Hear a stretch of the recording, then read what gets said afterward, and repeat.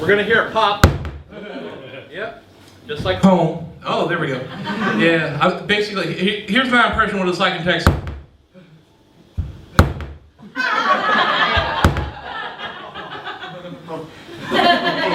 Yeah, I mean, so let's just start by getting the obvious out of the way. I mean, you can clearly tell just by looking that I'm American.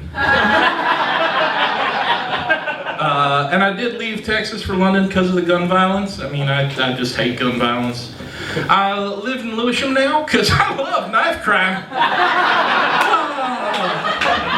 I mean, if you're used to a gun violence culture like Texas, knife crime's quaint. You know, you're walking along late at night, guy jumps out at you from the bushes wearing a balaclava and a powdered wig, and he's like, "Stand and deliver your coin purse, good madam, lest I be forced to gut you from with yon switching blade. Now, don't be cheese-bearing me. I want to see every last farthing and halfpenny." That's what I love about London. You got those good old-fashioned artisanal muggins, you know? An American mugging, it's just purely transactional. There's no whimsy to it. Yeah, and I will admit that when I came here, there was a little bit of culture shock, a little bit of things I got to get used to. Like, I remember walking into my first corner store, and then it hit me. Crumpets were real. I thought they were fairy tale food. You know, like what a little princess would feed to a unicorn at a tea party. But no, they're real. So I had to try them. Took them up to the counter, and the guy said it was going to be £2. So I asked what I thought was the world's most natural question in that situation: how many pounds are in a quid? Guy told me it was 10 pounds to the quid.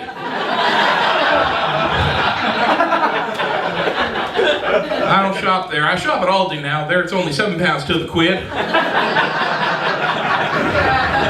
Another thing I have to get used to is London winter, because it ain't one of the seasons we have in Texas. I mean, we have the normal seasons: spring, summer, summer-er. But London winter got so bad, my seasonal depression, I barely had the energy or the motivation to even put up the Christmas news. I'm kidding. I wouldn't even know how to tie a noose. I'd have to use a clip-on noose. You know, like the ones they make for little kids. I did try Googling how to tie a noose, but when you type that into Google, it just spits back the number for the Samaritans, and they don't know either. By that point, targeted ads started showing up for rat poison. Microsoft Clippy popped up and said, "Hey, it looks like you're going to write a suicide note. Would you like to use one of our many templates?"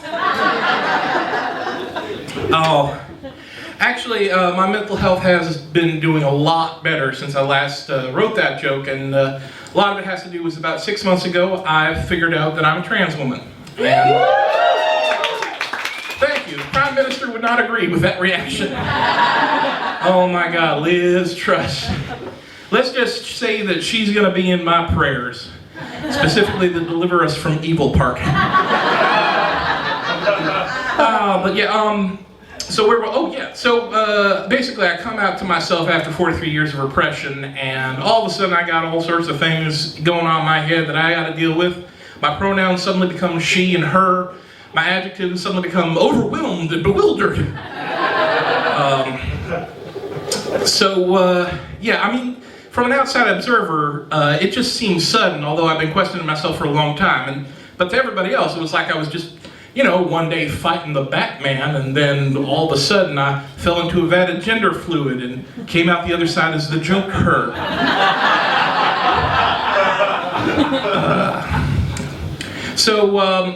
Anyway, I ended up, just having to do a lot of stuff, repressing myself in Texas, because, there's a lot of reasons you got to repress yourself in Texas. There is, it's not a safe place to be different, let's just say. I mean, trying to be openly trans is just a good way to get shot, and I don't want any holes drilled in me except the one.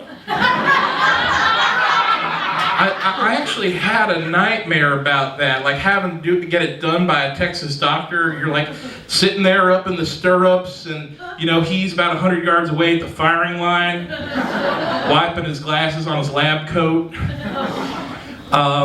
But yeah, I mean, like Texas is not a place to be different. There's places in Texas you can get in a lot of trouble just for being tricky. Like you walk into the wrong place, and they're like, "Hey, you there in the fancy red shirt. This is a Star Wars town. Let me make it clear to you. This ain't the bar you're looking for. Move along. Move along." So, I ended up, living in Texas for a long time, repressing myself, and honestly, there really should have been a lot of signs and things. I should have figured it out sooner. I remember when I was a kid, well, a teenager really, I had this crush on this girl, and I thought to myself, man, she's so pretty, I would cut both my balls off just to see her smile. And then I thought, wait a minute. Why is that my plan A? Most men will start with flowers. So, basically I started HRT, hormone replacement therapy, about 6 weeks ago, and so far so good, although I had to have special instructions on account of me being Texan. You see, basically, I've always heard that you can take the boy out of Texas, but you can't take the Texas out of the boy, and well, now I'm trying to take the boy out of the woman, and I'm worried that by the transitive property, all the Texas might go with it. So I had my doctor put me on 2 patches. This one on my left hip is estrogen. This one's Tex-Mextrogen. Basically, sugar, spice, and everything nice. Salsa verde and guacamole.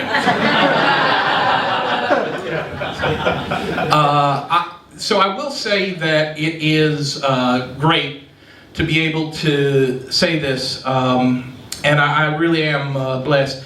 Although blessed is kind of a weird word, because I don't think God makes mistakes, but there's some powerful evidence he's really into practical joking. But I do have the support of my family. They are not thrilled, but they are supporting me in my journey to be a woman, and I really do appreciate them being there and being so kind. Although I don't quite know what I'm going to tell them when I tell them I'm a lesbian.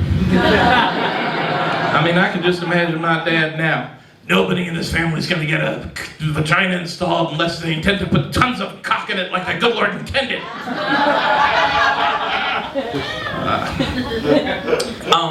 I know I shouldn't be talking about this, but what the hell, 90% of stand-up comedy is oversharing anyway. People often ask, perhaps when they shouldn't, what I'm planning to do operation-wise, and I do plan to keep my testicles just as a trophy. I plan on dipping them in glitter and putting them in resin. I don't know what you're thinking, pretty nuts.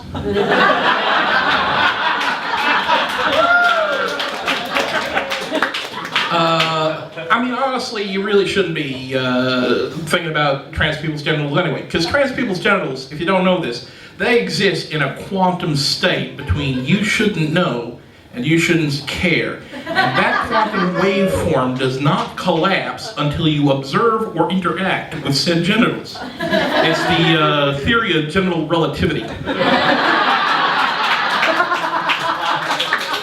Whereas I had to explain this to one of my less intelligent relatives, Mama always said genitals are like a box of chocolates. Yeah, for the most part, asking a trans person about their genitals is kind of like asking the queen about her genitals. You don't really gotta know whether or not the queen's got a tickle gizzard or a pleasure pivot unless, you're the one that she's put in charge of the Jubilee Vajazzling. Anyway, I wanted to thank you all, not just for being a great crowd tonight, but also thank G&B for all their support. By which I mean I used the prize money from last month to buy my first bra.